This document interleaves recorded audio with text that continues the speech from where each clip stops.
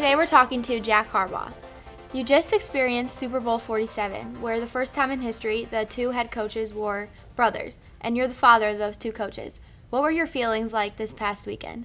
It was an amazing beginning 2 weeks ago when they both played for their conference championships, the National and American Football Conference Championships, and on that particular, they win the games, and Jackie, my wife, and I understood that this meant that they would be meeting in the biggest show in all of football, the Super Bowl. But never could we grasp what this last week was going to be like in New Orleans, and people that were interested in this story, because it is the first time that it's ever taken place. And the thoughts leading up to this was that we were going to have a winner, the thrill of victory, and we were going to have a loser, the agony of defeat. And then it just kind of built up game day. And that ball was kicked off, and as that ball was sailing through the air, the understanding was for every play, there was going to be a winner and there's going to be a loser. There was someone we were supporting and someone that we were going to feel very badly about. And that 3 hours and 15 minutes, not counting the half-hour delay because of the light outage or the power outage, but it was the longest 3.5 hours of our lives. Well, you said after the game, one son won and was the champion, and one son lost. What were the feelings like for you and your family after the game? It's almost impossible to describe. The game was over, and we went down on the field, and they had the podium, and the confetti was being blown up in the air, and to see John stand on that stage, you know, holding that trophy and that cap that designated that the Baltimore Ravens were the champions. It was unbelievable, but you understood that there was another locker room, and there was another son sitting in the locker room who felt as if he had failed, that he had maybe not been able to bring his team to victory, and those feelings, you never could feel totally in support of the one that won, and you couldn't feel, as I have had in my coaching career, that feeling of not being successful. You're right down the middle.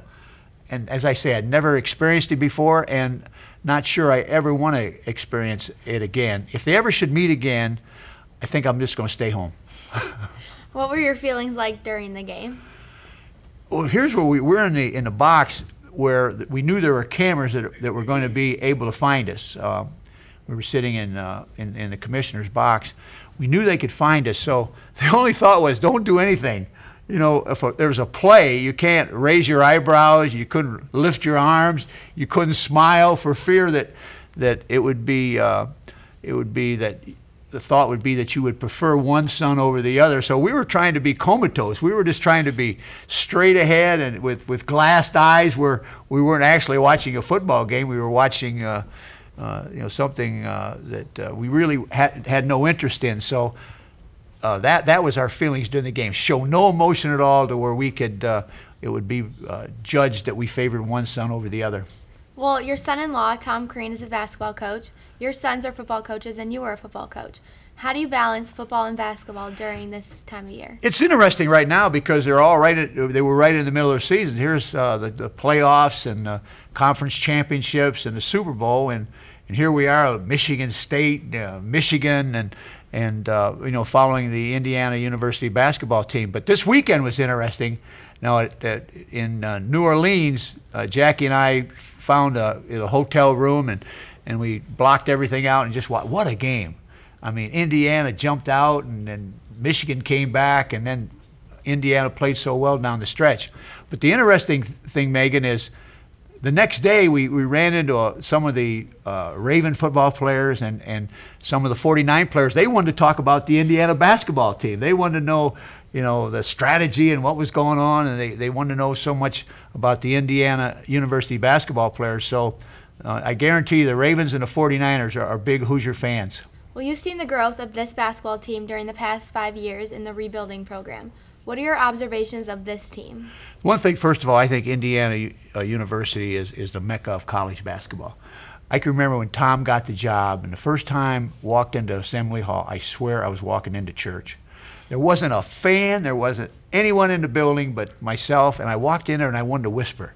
I felt you couldn't talk in a loud voice because of the feeling of being in that great arena, and to watch what it is now, and having been here last year, for the Kentucky game and experiencing that, being here this year for the North Carolina game, experiencing that, watching this Michigan game last week, there can be no better fans, the students and fans than what they have here in Hoosier Land. This is a fantastic place to come watch a ball game, and I just see great things ahead for this team as we move through the season. Thanks for joining us, Grandpa.